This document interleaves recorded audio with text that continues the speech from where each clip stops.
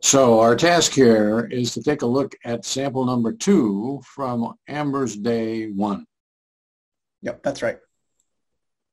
And this is going to be Cody's first try at DES after doing some other stuff related to DES, but not actually interviewing the DES for a while.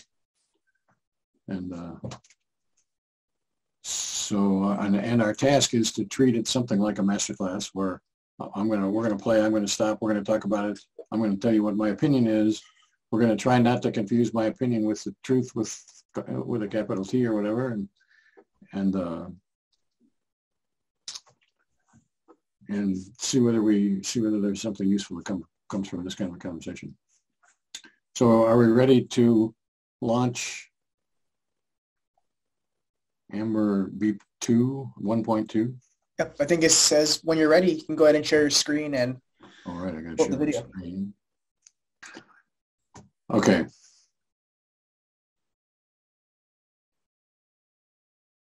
So I'm going to start the player and we'll see what happens. In the pen, and I was just about finishing it up, and then I thought about that. Then I think I'm good. Yep, I'm good too. You want to do number 2? All right. So what was in your experience at the moment of beat 2?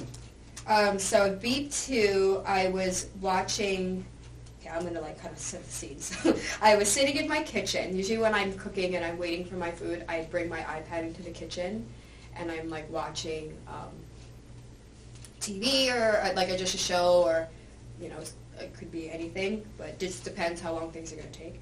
So they had mentioned on the show, I can't remember the exact words, and I wasn't foreseeing that, but they had mentioned something on the show about the previous season. It had been something that occurred in the previous season.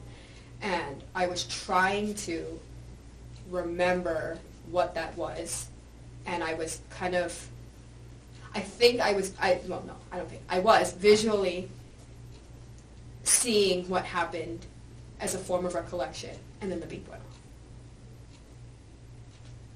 So if we like to use this as a visual metaphor for what's going on. So the context is you're in your kitchen, you're watching something on your iPad. Uh-huh. The show talked about something that happened in the previous season. You start to think about what happened. Boom, the beep comes on, right? This is the leading edge, and you turn it off, right? Yeah. So right at this moment here, what was going on? I was having a visual recollection of what was happening. I would have to describe the entire show to be extremely specific about what I saw, but it was that's kind of what I was perceiving when the beep went off, and then the beep almost took me out of that. It was whoa, because I wasn't watching what was going on currently on the screen. I don't even remember, and I didn't remember after the beep went off. I was oh, I wasn't even really paying attention to what was going on the iPad. I was thinking about, they had mentioned something that happened before, and I was thinking about that. I was yeah, that's right, that happened, kind of thing. Yeah. So do you have a comment you wanted to make about that? Well, one thing I would say is, so she's had about 2 conversational turns now, and what at least is striking me today watching this is that she's pretty clearly referring to some sort of visual experience, right? It's not fully fleshed out. It's not in super high fidelity, but both times now she's described seeing the show, seeing the scenes. This is an inner seeing. And I agree with that. And I think for the second sample and the first sample, she's done a very good job of that. So she has separated out context. So she's telling you about the way the show was, and she's watching the show, and she's been pretty clear that was context. Mm-hmm. And then she's telling you about what happened just before the beep, and then she's telling you, but at the beep, I'm talking about, I'm seeing something. Yeah.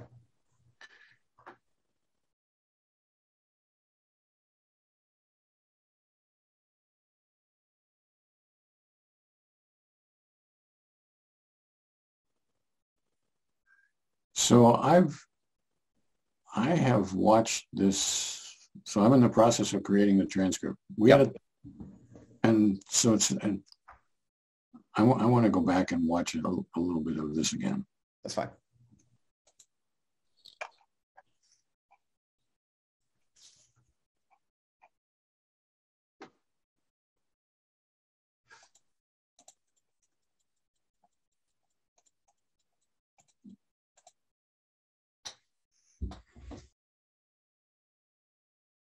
So they had mentioned on the show, I can't remember the exact words, and I wasn't perceiving that, but they had mentioned something on the show about the previous season. It had been like something that occurred in the previous season. And I was trying to remember what that was, and I was kind of, I was visually seeing what happened as a form of recollection. And then So that was what I was looking for there. So that to me is the mark of somebody who knows what she's talking about. And what she's talking about is visual imagery. So she says, well, it's sort of like I was visually seeing. Mm-hmm. That to me is a pretty impressive description of inner experience. So I wouldn't say that I thought she was talking about visual experience. I would say I'm very confident that she's talking about visual experience, because that sort of self-correction seals the deal. Kind of, I what that was, and I was kind of, I was visually seeing what happened as a form of recollection. So that to me is an impressive first day account of I'm visually seeing. Mm-hmm. And it's an impressive account of Amber knowing quite a bit about how to do this task. So she has watched the Lena interviews or whatever. She's watched enough. She's better than your average first day subject, seems to me. And you and I have talked about this sort of related to this point, right? But what my mind goes to is a part of me also recognizes that there are low probability, but not zero, things that are possible. They're not likely, but things like, well, maybe Amber is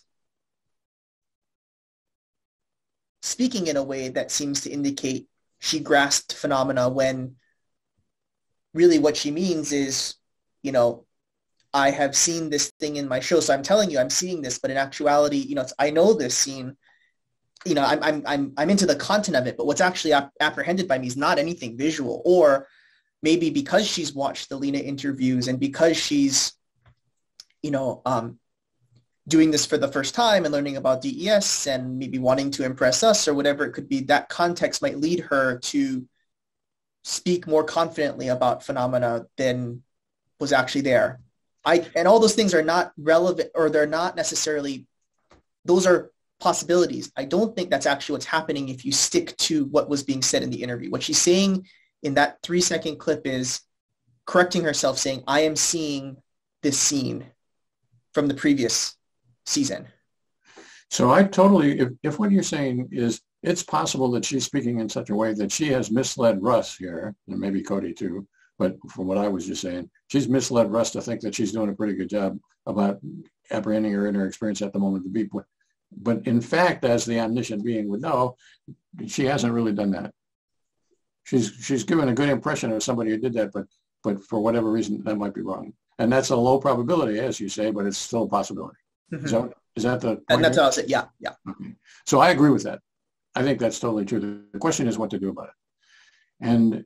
And the answer to that is, well, what you did about it was to give her sort of a mini lecture in DES, but using the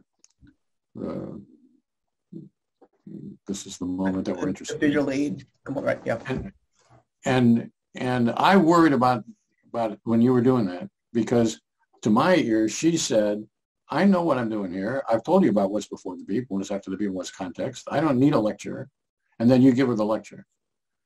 And I'm guessing that you give her that lecture out of the concern that you just spoke about, that you want to give her a chance to say something other than what's at the beep. But I think that she's likely to take that as a criticism, or as you don't know what you're doing here. Because if somebody says X and you say, well, I don't think that's necessarily X, then Amber has to say, well, what am I supposed to be doing here? I thought I knew what I was supposed to be doing, but maybe not. And so what I think happens in her next turn is that she starts out telling you, yeah, it was a visual seeing. That's what I said. But then she sort of loses her nerve about that and goes off the track.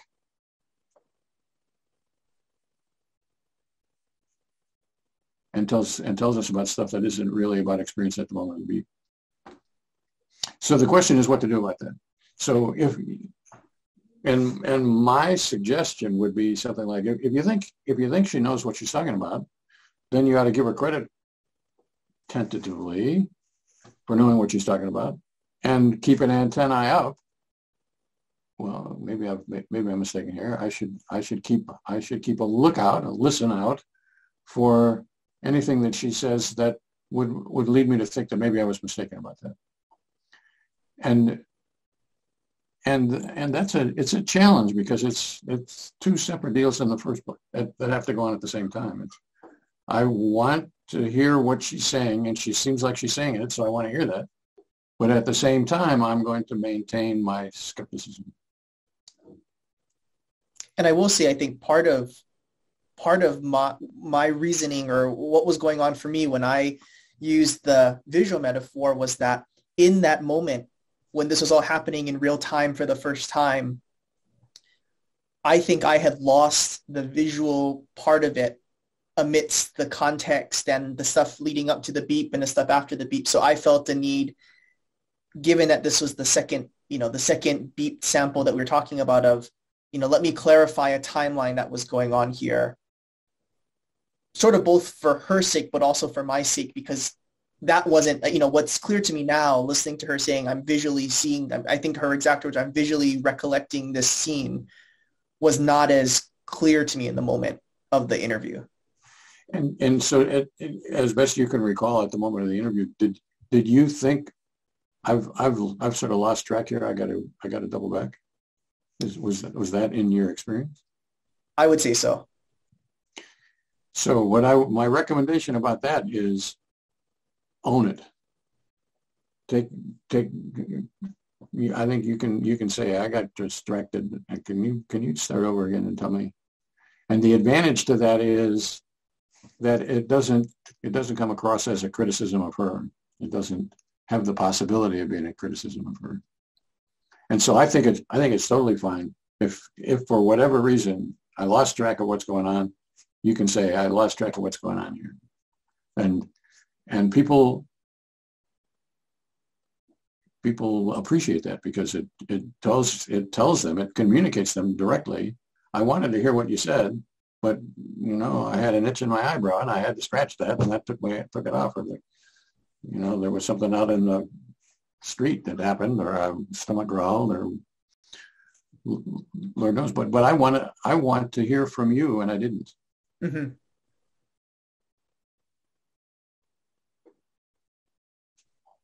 And it's what we're mostly trying to do in DES, particularly in the early interviews, but I guess all the way through, but is we're trying to establish, I would like to hear about your experience as genuinely as you can tell me about it. And what I think is, for me to have the right to hear that, I got to be as genuine as I can be with her. So I'm going to tell her what's going on with me. Right. And it seems to me to be only fair. If I'm asking her to tell me what's going on with her, I'm going to have to tell her what's going on with me. And there are things that are none of my business that she goes on in her, and there's things that go on in me that are none of her business. So I'm not going to tell her just everything, right, a pipeline, but fire hose or whatever. That's not the point. What I'm trying to say is, the centerpiece of the experiences, the centerpiece of what we're trying to do is to get to her experience. And I want to know, I want to speak as genuinely as I can about that.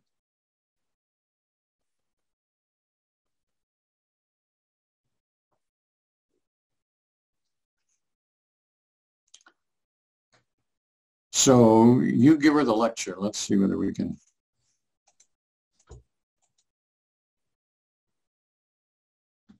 This is the leading edge, and you turn it off, right? Yeah. So right at I was like having like a visual what was going on.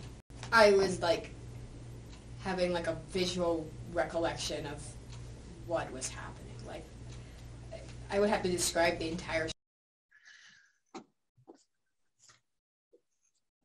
So you and I, Cody, have just spent quite a bit of time thinking about cleaving to the moment and cleaving to experience and whatever. And how good a job do you think she does right here to cleaving to the moment and cleaving to experience? I'll play it again. Of what was happening, like What was going on. I was like having like a visual recollection of what was happening. Like I would have to describe the entire show to be extremely specific about.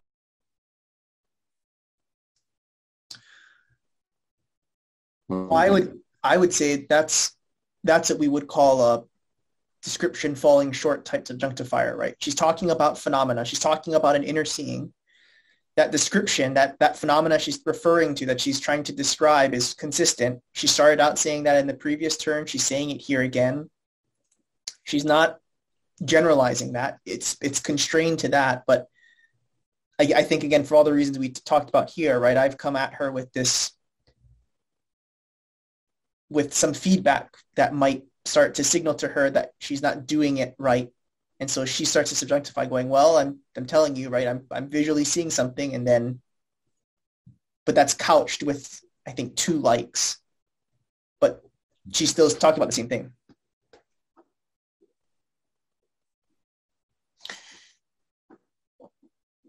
So if we're right that she is that her experience at the moment of the beep was she was seeing in her imagination this event, which she's going to tell us about, then the only thing that she can say that is really cleaving to the moment and cleaving to the experience is, well, at the moment of the beep, I was seeing in my imagination this. That's the only thing she can say. That doesn't have to be in those words, of course, but that has to be that's the gist of it. Yep. And if she says anything other than that, then we haven't helped her. We haven't helped her.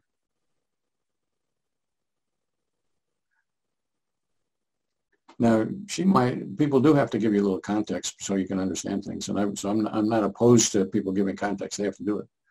But so I'm not criticizing the fact that she's going to go into a little bit of context, but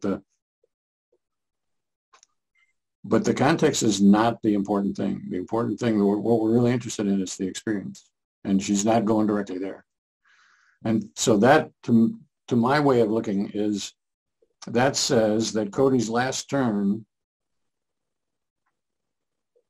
wasn't as good as it could have been, because she's not going as directly as she could. And that's an important deal from my point of view, because it's not that Cody has violated some rule like Hurlbert's rule number 47 or whatever that says you can't give a rudimentary lecture to somebody who's pretty good or something like that. It's not that. It's that you do whatever it is that you do, and then you watch what Amber does. And if Amber isn't talking about experience at the moment of the beep, then you file that away. Well, what I just did wasn't as good as it could have been. Right. And that's a complicated thing, because there's a lot of stuff that's going on between you and Amber and you and me and you and President whoever, and all of that stuff plays into what's going on. But the moral to the story is, I guess, you judge a tree by its fruit, or whatever that biblical quote is. I'm not much of a biblical scholar, but you recognize a tree by its fruit, or you recognize the quality of your question by Amber's answer. And if she gives you an answer that is right on the money as far as experience and the moment of the beep, then you think, well, that was a pretty good question I asked. And if she gives you anything else, then you file away and you say, well, that must not have been a very good question. Right. And try to profit from that over the course of your life, basically. And so it's not like you're trying to do what Hurlburt tells you to do, because I can't tell you what to do. But I think I can point out that you're going to get feedback every time you say something. You're going to get some feedback from your interlocutor about whether what you said was the right thing to say. And you don't need me for that, except to point it out that happens. It's not because I know what should be said, because I've got some miles on me, so I know some things about what people ought to say. But right, I mean, I think like what this all sets up to me right now in this moment is, now that she said this, I mean, again, I know she's going to talk more about context, right? But I mean, the next logical question would be, well, she's now said twice, I'm seeing something. And the next question that seems appropriate would be, well, what do you see? It would be. Right? Because that would lead her directly towards talking about her experience at the moment of the beep.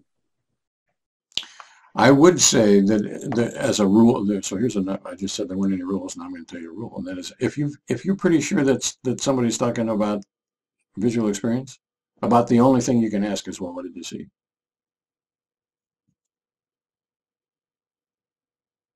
But you're interested in the experience? She told you she's got a visual experience. Oh, what did you see? There's not too much choice in the matter. Yep.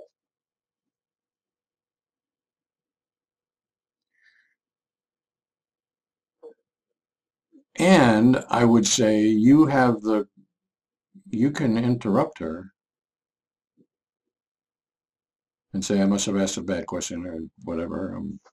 Let me clarify what I meant. I really meant, what did you see at the moment of the beep, or something like that. You can say that. And you don't need to feel bad about that, as long as you recognize that this was Cody's problem, not Amber's problem.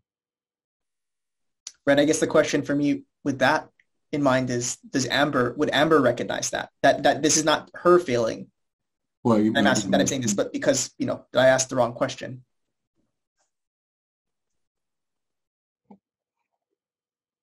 Well, I think the skill of this, one of the skills of DES is when you interrupt, you have to analyze or observe or apprehend your own interruption and see what's the result of that. And if she seems shocked and taking it personally, then you might have to say, wait a minute, I didn't mean that as a criticism of you. It was really criticism of me. I didn't ask a very good question. I'm trying to ask a better question or something like that.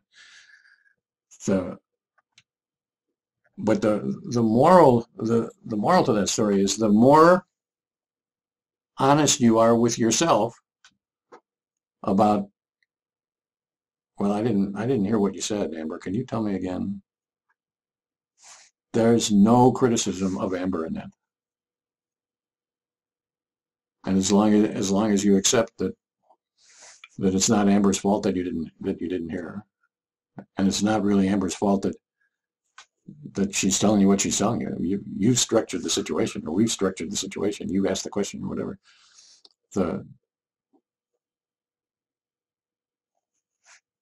If she doesn't perform the way you wanted her to perform, it's not her fault. Right. I think that might be always true. It's never her fault. Which means it's always our fault. If it doesn't go perfectly, then we should be looking to see what we did that didn't make it go perfectly.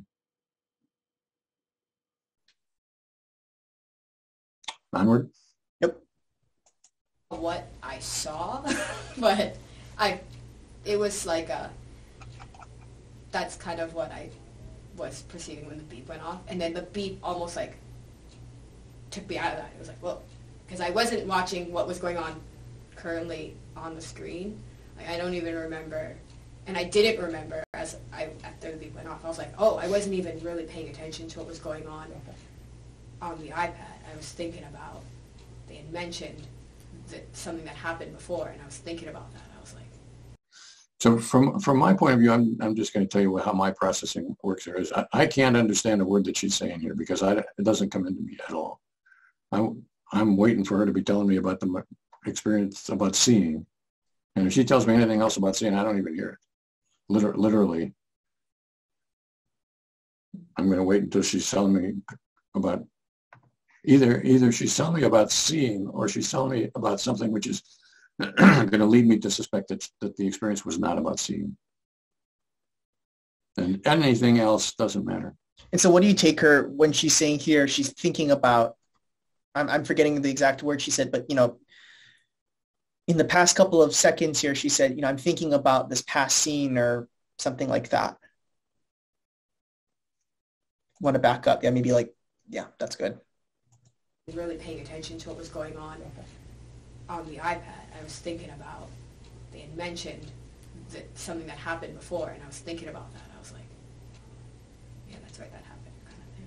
Or like not thinking about like thinking those words exactly, but like imagining, trying to build the image of what I'd seen. Right. So the only thing I can say is that stuff doesn't penetrate into my consciousness.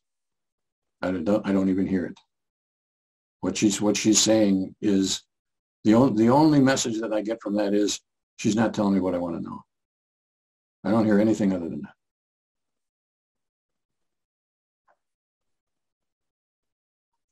And a clue to that is that she's talking about thinking. Nobody knows what thinking means. But I was going to ask, you said that in the past, right, of like that, if we're not talking about experience at the moment, a beep doesn't register for you. How would you describe what are you listening for exactly?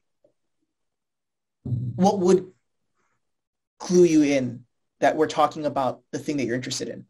I can assume part of that is, well, is she talking about something that could have possibly been apprehended at a specific moment? Is she talking about something that's directly apprehended, not something that's inferred or generalized, right? But I mean, those are just my assumptions. I don't know whether that is for you what you mean by what you. So let's go back because I think it's how she looks and how she sounds, not what she says for me. And so I want to go back and see what she looked like when she said, let me see whether I've got a transcript so I can probably find it.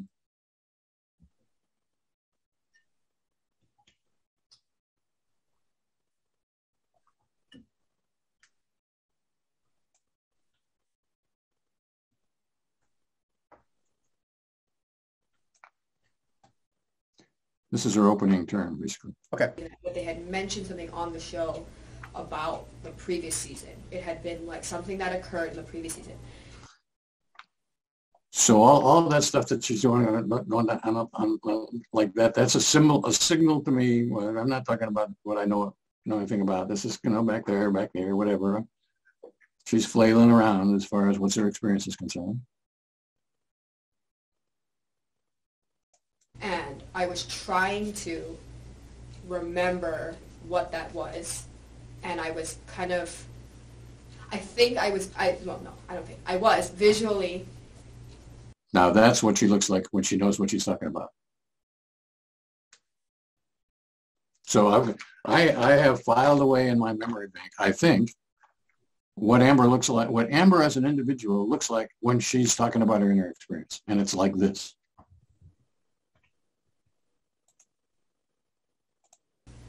I was visually. There it is right there. That. Seeing what happened as a form of recollection, and then the beep went off. Can you go back a few seconds to the when she talks about context?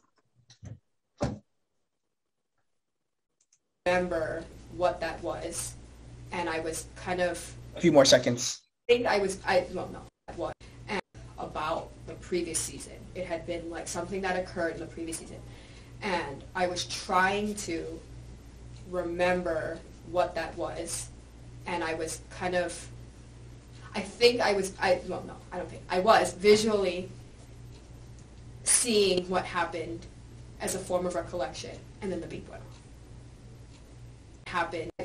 That was, and I was trying previous season. It had been like something that occurred in the previous season, and I was. To my sensibilities, she's sort of wax. Her face is like wax here. There's little true amber coming through here. To my antennae.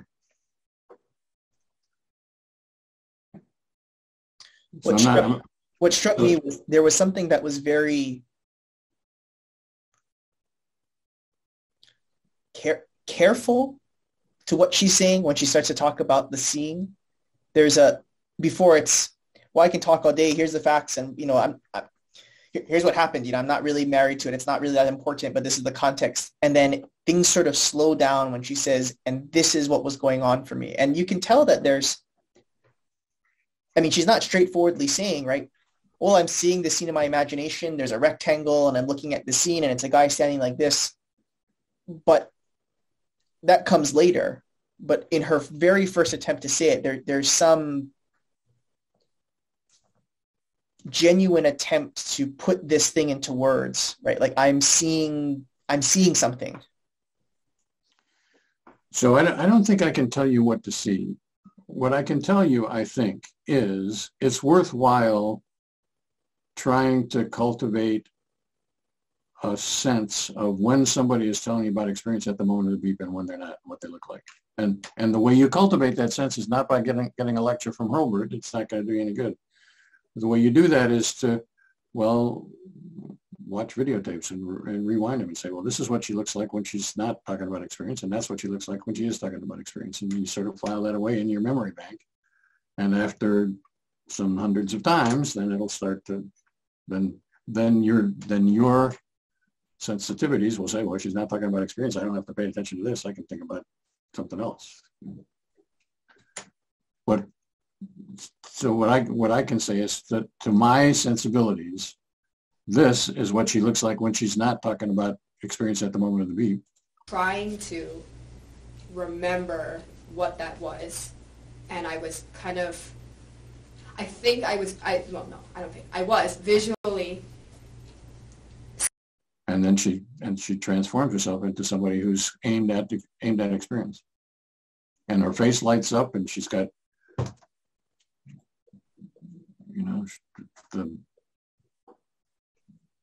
I guess the only word is beauty or something like that. The beauty comes out because now she's connected to what she's talking about, and the core of amber, the beauty of amber, seeps out of all of her pores, basically, to my way of looking at it.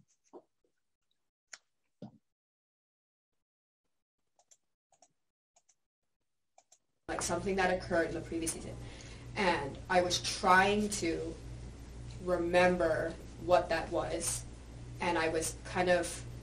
It's coming right there. I don't think. When she lights up like that, then she's on the track. So I guess what I would say is I'm learning from Amber that she knows the difference between what's experience and what's not, and I'm trying to figure out how I can tap into that.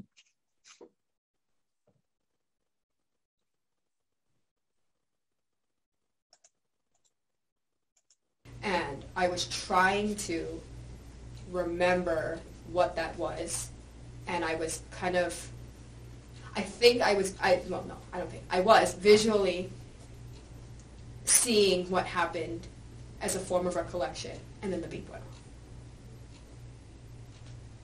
So there's no mind read. This is not a mind reading exercise. This is she looks different in this situation than she did in that situation. Mm-hmm.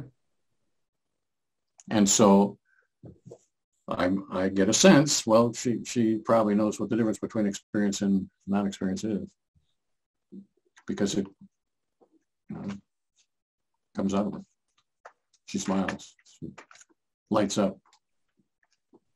And it's not, I mean, maybe it is, but I think you'd be saying it's not like it's just, oh, when Amber's smiling, when any participant smiles, that means that they're on track, right? Because people can smile for all sorts of reasons. But it's the combination of how she's going about saying it and what she's talking about and how she shifted from, she corrected herself and said, no, I'm kind of, and I'm not kind of, I am seeing this thing. And it's all those things intertwined, right? That I'm assuming is what you're saying, right? When it's like, this is a totally different deal than. I think that's right.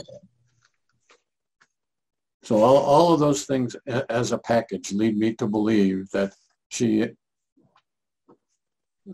A, she knows the difference between experience and not, and B, she wants to transmit that to me, or to you actually, this moment. She wants to tell us about it. Yeah. She's not hiding it. So I want to, and D, in its essence, DES is just like, I want to see more of that smile, and it's not the smile, it's the, I want to see more of Amber when she's telling me about what her experience is. And it's not because I like her smile, it's because her smile is the sign that she's attending to her experience, which I find interesting. And so I'm going to be on the track of that.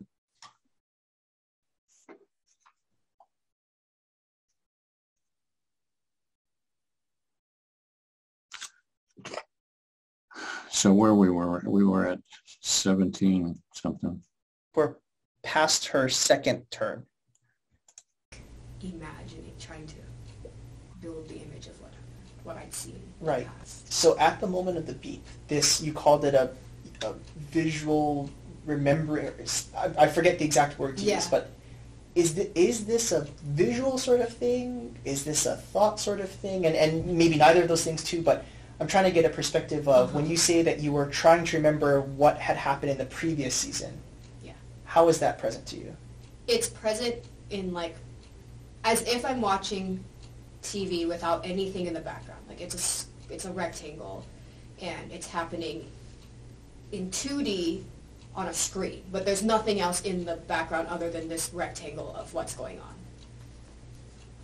So how does she look to you? She looks like she's talking about experience? She's not smiling, but I would say what she's saying is that's descriptive talk. That's phenomenal talk describing what she's seeing. I agree. With both halves of those. She's not as lit up as she has been, but she's given a descriptive talk. So what that, to me, to my sensibilities is, well, we're going sort of in the right direction, but we're not quite there yet.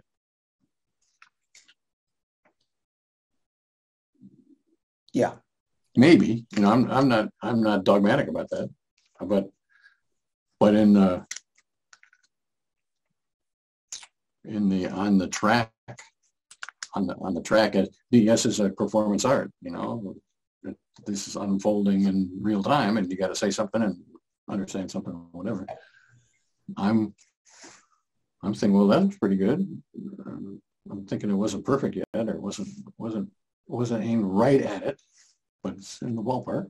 This is where actually I was excited within the interview, and when she told me that, I thought, okay, this is not none of this is a metaphor. This is not I'm telling you I'm seeing something because, logically the show told me to remember this past season, so I'm remembering what it was, and it has I watched it, so I have to see visual. I mean, again, those are all low probability things, but this is to me where she's pretty straightforwardly and pretty explicitly, without a lot of subjunctification, telling me, yeah, this is a visual. I'm seeing this rectangle. It's like I'm watching TV, but I'm seeing this rectangle. There's no background, and there's a scene on there. That to me is a sign we're on the right track. And I agree with that. And what I'm guessing is that, and the reason that she's not totally lit up is that what she has done is to give you a description that is more that is more diffuse than her experience actually is. I think her experience is of what's inside the rectangle. When I haven't asked her too, I've asked her how that visual recollection's present. I haven't asked her, hey, what do you see? That's right. If you'd asked her, what do you see? She probably would have told you what was inside the rectangle. And then later on, you could have gone back and got the context. But because you asked her what was that visual experience like, then she has to tell you all the rest of the stuff. Yeah. Which is to say, you don't get the genuine what was in her experience at the moment of the beat. You get something that's in the ballpark of that, but not quite there yet. Yeah. So at the moment of the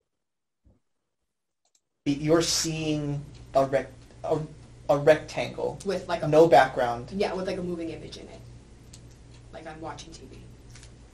She's not happy.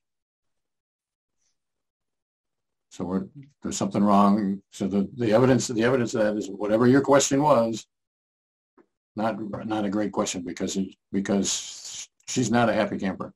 And even here, I'm in this moment watching it now. What I'm picking up on is it's sort of what you had built on, right? She's in the ballpark. She's telling us what she sees, but what's important is not that I'm looking at the rectangle. Right, what's important is what's inside that rectangle, right? I'm seeing this, it's a more context, maybe more context than anything. Yeah, I'm seeing the rectangle. I mean, that's part of it, but that's not really I don't really care about that.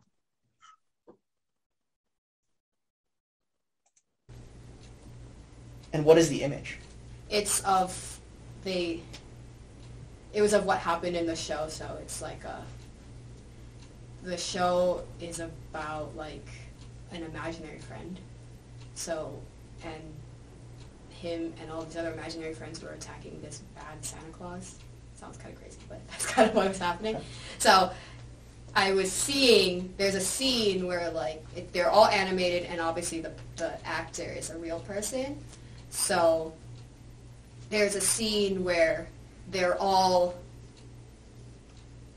attached to him. They're either grabbing onto him, they're holding onto this actor, and he's kind of walking like get off me, and then they're all like attacking him, and that's what I see. So it was the scene specifically of what you just described, of seeing these animated characters attached to a real person, because that's what the show is depicted. Right. So so it's pause. She started to smile midway through there. I mean, there's definitely it's almost like, she's happy she gets the permission to say, well, I can tell you now what I grasped, what I was there at the moment was the figures on the actor moving, and this is what I'm seeing. At least from my vantage point watching this today. I'm noticing how she's changing when she's talking about that. And I mean, the question itself was pretty bad, right? I mean, I didn't ask her what she saw. I asked, what was the image? Which you're right. It wasn't a great question, but the evidence for the fact that it's not a great question is not because I say it's a bad question or even you say it's a bad question. It's because she only partially smiles. Most of the time in here, she's not that. So what's going to happen in this interview in a few seconds, I think, is that I'm going to say, why don't I ask some questions here? And I think we should just let it play out and see what happens to that. When I ask the questions, what happens to her face and what happens to what the questions. What do you think about that? Yeah, that's fine. I think that's coming pretty soon. Yeah, I think so too. It's a fact of the universe, right? That like this scene happened in the show, right? That's something that happened. Yes. But in this exact moment, there is something in your experience of seeing this on the 2D like screen almost, yeah. And you said it was moving. Yes. Is this in motion? Yes, because the scene itself in the show, obviously he's like walking and they're all like on him and he's like walking. So when I'm seeing it, it's like, it was my best recollection of what had happened in the scene. So my memory of the scene, my memory of the scene is that they're all on him and he's kind of walking, trying to get them off. Like he was just kind of. So can I? So I interrupt this, and the reason that I interrupted is that it just like pulls me apart. It's my experience. She was trying to tell us about this, but she can't do it. She's got to tell us all about this other context and back what was on the show and all that stuff. And I want to get her to talk about what's experience. So let's see what happens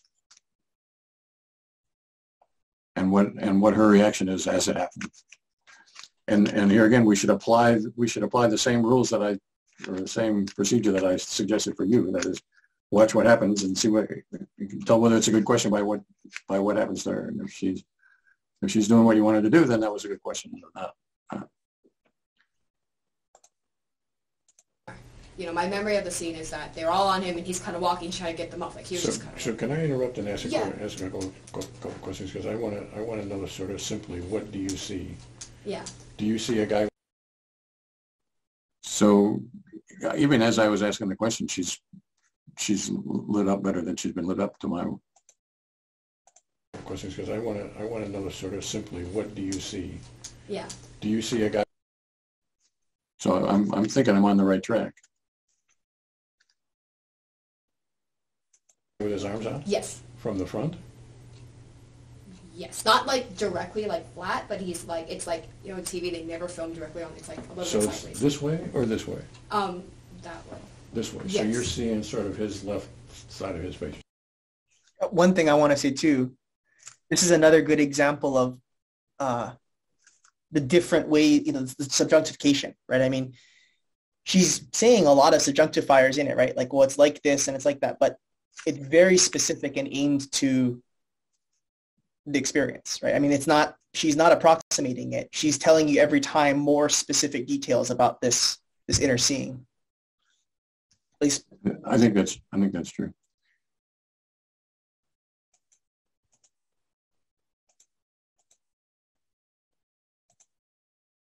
They're all on him and he's kind of walking, trying to get them off. Like he was just kind of. So can I interrupt and ask a couple questions? Because I want to know sort of simply, what do you see? Yeah. Do you see a guy with his arms out? Yes. From the front? So that's an enthusiastic yes to that question.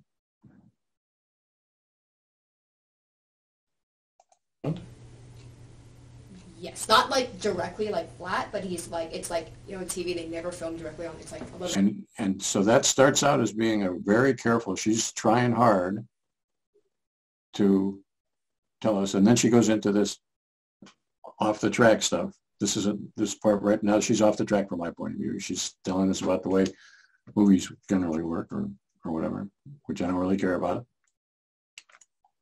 in this context. This way or this way? And so I interrupt that. And by saying this way or that way, I've pretty much trick her to going back to looking at the experience. She no longer can talk in general about how movie theaters generally work and they look in this direction. I ask a specific question. My goal in the asking of that question is to get her to encounter her experience.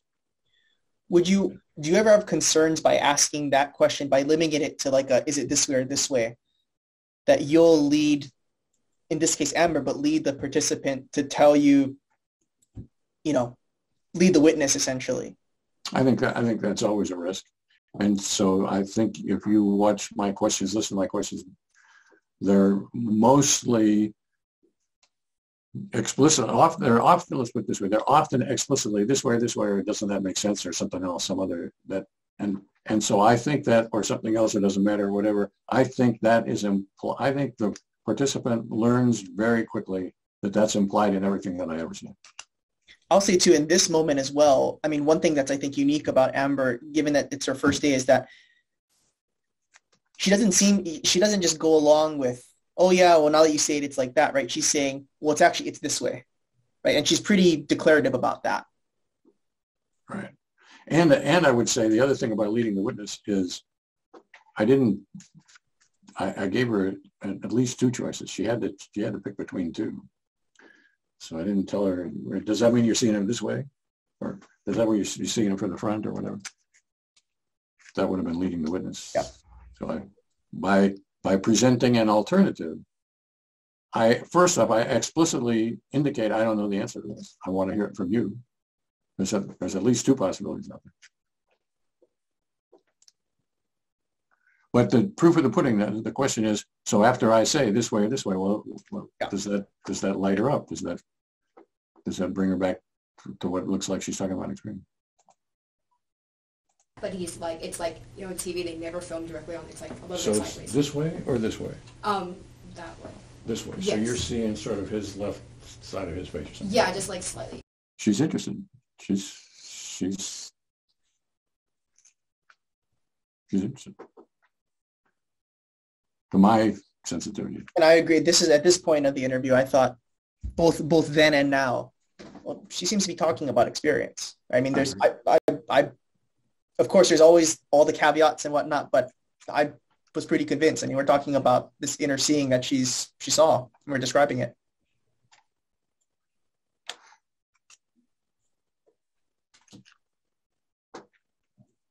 I agree.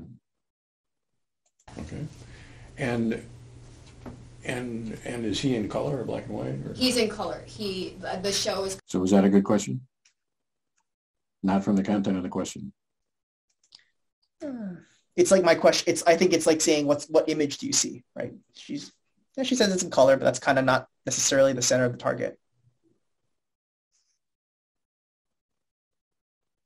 And is he in color or black and white? Or? He's in color. The show is kind of, it was dark because the scene itself was like at nighttime and they were on a rooftop. So you see a guy with his arms out, and what else you see? He's wearing in the show he's like a ugly, he's wearing a Santa suit and it's really dirty and he's kind of like not put together, like clean shaven. And so do I see an unclean guy wearing an unclean Santa yeah. suit? So she wants, to my eye, she wants to be brought back to experience. So she gave us sort of a general account in the show. He's wearing a dirty Santa. And so when I say, well, does that mean you see somebody in a dirty, that she recognizes that I'm not letting her off the hook. She's given me a sort of a general answer. And I'm saying, well, I don't really care about the general. Starts talking about the show again, right? Like, well, in the show, he wears this suit and blah, blah, blah. Right. I don't really care about the show. And your question is, so you see a guy in a dirty Santa suit. Amber, at this particular moment, you as a solitary individual who nobody else is possibly ever going to live in that moment again, is this what happened to you? That's what my question is. My question is about. Her answer had been, and the reason that I interrupted her, her answer had been, well, the show's out there in the can. You can watch it, turn it on Netflix. You can search for it on Netflix, all that stuff. That is not about Amber. That is not about Amber's experience. Yeah. See an unclean guy wearing an unclean Santa yeah, suit? And she loves it. She lights up to that. She wants, to my way of looking at it.